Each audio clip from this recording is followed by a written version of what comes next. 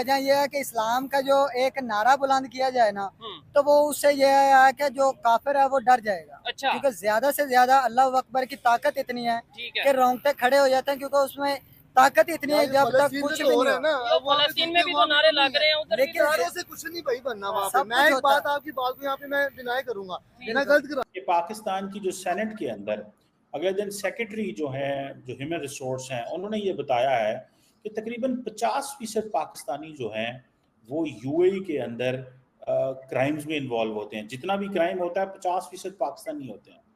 एक तो ये बड़ी शॉकिंग न्यूज़ है पाकिस्तानियों के लिए।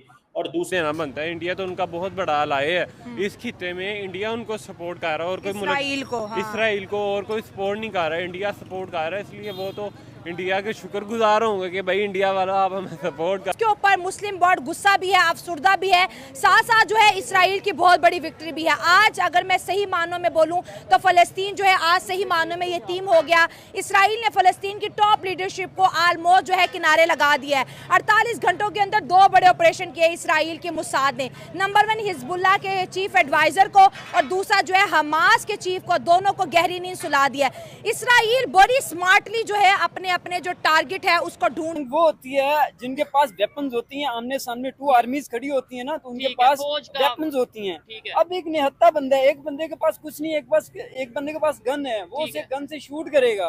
और निहत्ता बंदा क्या, उसे कैसे वो खुद को ब्लॉक करेगा, बचाएगा उससे, उसको तो गोली लगेगी, वो मर जाएगा। आप क्या कहना चाहेंगे? आपको पता है ये इसराइल और फलस्तीन की जो इस टाइम मामला चल रहा है, ये जंग, ये मामला स्टार्ट कैसे हुआ और किसने किया? ये देखें, इस चीज को अगर आप गौर से देखें, कुछ अरसा पीछे भी चले, जैसे इब्राहिम रईसी साहब का कत्ल हुआ, उस मामले को देख ले, उस मसले का अभी तक कोई किसी किस्म की 1% भी कोई कार्रवाई नजर नहीं आई। उसके बाद अब ये इंसिडेंट हो गया, तो ये अगर ईरान जो अभी अगर कार्रवाई करता है तो ये वर्ल्ड वॉर का भी खतरा है। मेरे नाकिस राय भी हो सकती है, लेकिन ये बहुत ज्यादा खतरनाक कंडीशन में चला गया। अब इन चीजों को कैसे मसले को हल किया जा सकता है? मतलब अमेरिका सुपर पावर है, क्या आपको लगता है अमेरिका इस मसले को हल करेगा? या तो आपको पता है कि इसराइल के वो साथ है, वो एक दूसरे के साथ ही चलते हैं, एक दूसरे की मशवरे के बगैर वो चलते भी नहीं है। और इतनी दफा मजम्मत की गई कि फलस्तीन को वहाँ पे जंग बंदी करते हैं, उनको ये वो नहीं कर रहे, क्योंकि अमेरिका अंदर खाने उनके साथ है। वो तो ओपनली इसराइल के साथ है कि अगर जंग स्टार्ट हुई तो हम इसराइल का साथ देंगे। तो फिर हल क्या है? हल ये है कि एक बहुत बड़ा, मैं एक मशवरा देना चाहूंगा, या हो सकता है ऐसे कि इतनी बड़ी एक बहुत बड़े लीडर का मैं नाम लेना चाह रहा हूँ। इंडिया एक वाहिद एक सुपर पावर है इस टाइम, जो इतने बड़े फलस्तीन और ये इसराइल की लड़ाई जो जंग चल रही है, अगर मोदी साहब इसमें इन्वॉल्व हो जाए तो मेरा ख्याल है कि वो इसको जंग बंदी को करवा सकते हैं। क्यों इसके बहुत प्रूफ है। क्या मतलब आपको क्या लगता है? वो दुनिया की बहुत बड़ी सुपर पावर है। अब ये देखें, उन्होंने इंडिया सुपर पावर तो नहीं, सुपर पावर में नहीं, लेकिन इकोनॉमी दुनिया की बड़ी इकोनॉमी, 5वीं पूरी दुनिया के साथ उसकी तिजारत, उसका बिजनेस है, तो सब रिलेशन बेहतर है। अब हमारे उसको उस तरीके से अगर आप तस्लीम नहीं करते, उसको आप डिनाई करते हैं जिस तरह के वो है, तो उसकी वजह से वहाँ पे एक लाकानूनियत, बाकायदा वे ऑफ लाइफ बन गया है, कल्चर बन गया है। और उसमें आदमी जो है उसको अगर सज़ा का डर ना हो तो वो फिर उस पर अमल नहीं करता। चूँकि यहाँ स्कूलों में, यूएई में तो मुझे नहीं पता, लेकिन जो तरक्की याफ्ता मुल्क हैं वहाँ बच्चों को ये बताया जाता है कि स्टॉप साइन क्रॉस करना, किसी का हक मारना, चोरी करना, किसी तरह की किसी कानून की खिलाफ वर्जी करना जो है वो कानून की खिलाफ वर्जी है, जो गलत है, और ये नहीं होना चाहिए। उसमें साथ में ये नहीं बताया जाता कि बाइबल में क्या लिखा हुआ है, ना ये बताया जाता है कि कुरान शरीफ उसके बारे में क्या फरमाता है।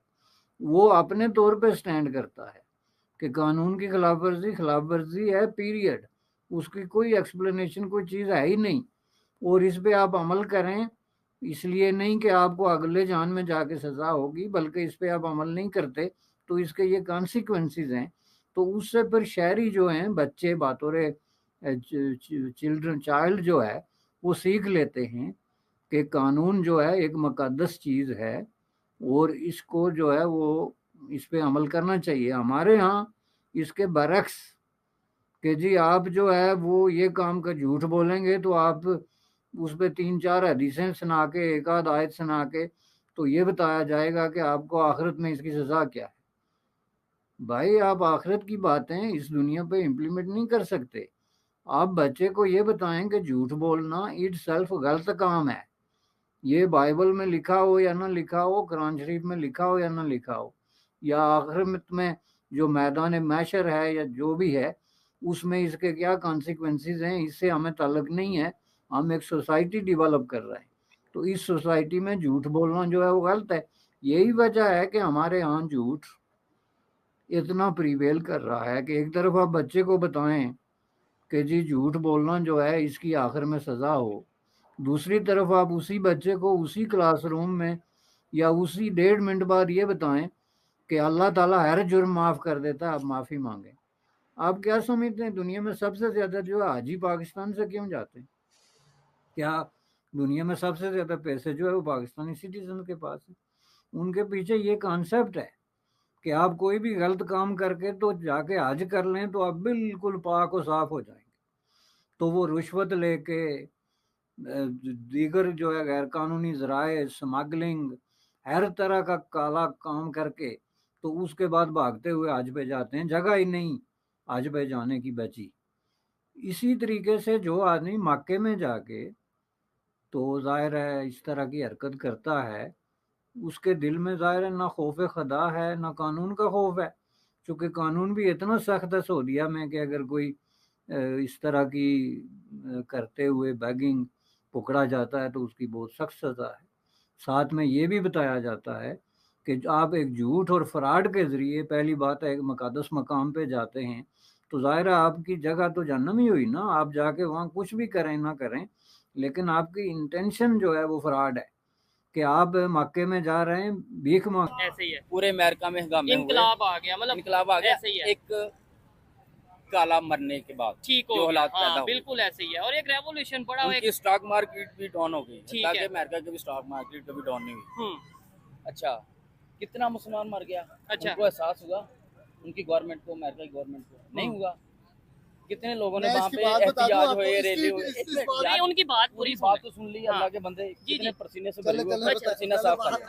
अच्छा, एक बंदा मरने पे इतने हंगामे हुए, ठीक है, कितने हजार बंदा मर गया, जरा भी एहसास नहीं। अच्छा, इसका मैं एक लॉजिकल जवाब दूं, फिर उन भाई की तरफ आएंगे। अमेरिका में एक बंदा मरा, उनके उधर यूनिटी आ गई यूनिटी, प्रोटेस्ट हो गए। हमारे इधर रोज कितने लोग मरते हैं, हमारे इधर यूनिटी आती है?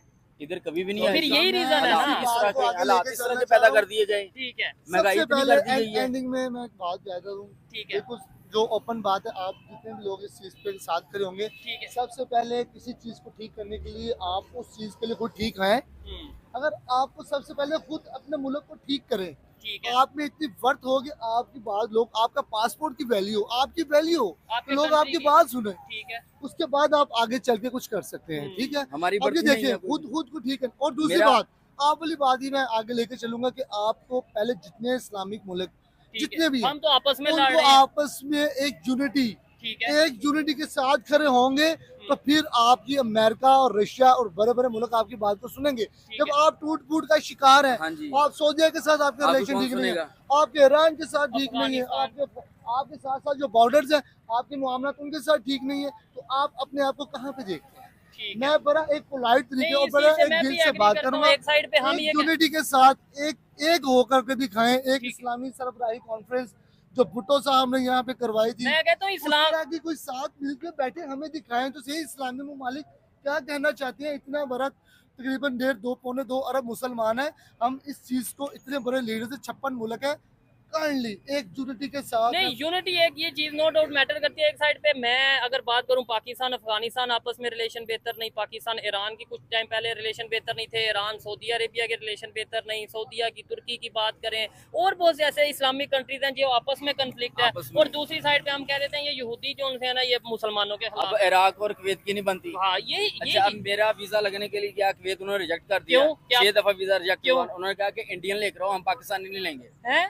हाँ जी, 6 दफा वीजा रिजेक्ट हुआ मेरा। यानी इंडियन वीजा आपको उन्होंने कहा कि इंडियन ले आओ, बंगाली ले आओ, पाकिस्तानी ना लेकर आओ। इसकी क्या रीजन है? लिख के लगाया हुआ, उन्होंने कहा कि पाकिस्तानी नो एंट्री, पाकिस्तान का इस्लामिक कंट्री है वो तो। हाँ जी, तो इसकी उन्होंने आपने रीजन नहीं पूछी? हम गंदे इतने हो गए दूसरे मुल्कों में। तो हम कहते हैं कि इंडिया जो है वो मुसलमानों पे जुल्म कर रहा है, ये कर रहा है, वो आप कह रहे हैं इस्लामिक कंट्रीज इंडिया को वीजा दे रहे हैं। वो कह रहे हैं कि सिर्फ इंडियन लेकर आओ, इंडियन आपको पासपोर्ट होता है, वीजा मिलेगा। हाँ जी। किसी भी मुल्क की जो एक आम इंसान की बात है ना, वो उसके मुल्क की इकोनॉमी पे होती है। ठीक है, आपकी इकोनॉमी ही डाउन है तो जहाँ भी आप जाएंगे कहीं आ रहा है मजदूरी है, एजुकेशन भी बड़ा काउंट करती है किसी मुल्क के लिए। आइए मजीद किसी से बात करते हैं, लेकिन इनकी बात से मैं थोड़ा सा डिसएग्री इसलिए करूंगा, सिर्फ इकोनॉमी मैटर नहीं करती, आपकी फॉरेन पॉलिसी के आपके रिलेशन दूसरे कंट्रीज के साथ कैसे हैं, आप किसी दूसरे की जंग में तो इन्वॉल्व नहीं हो रहे या खुद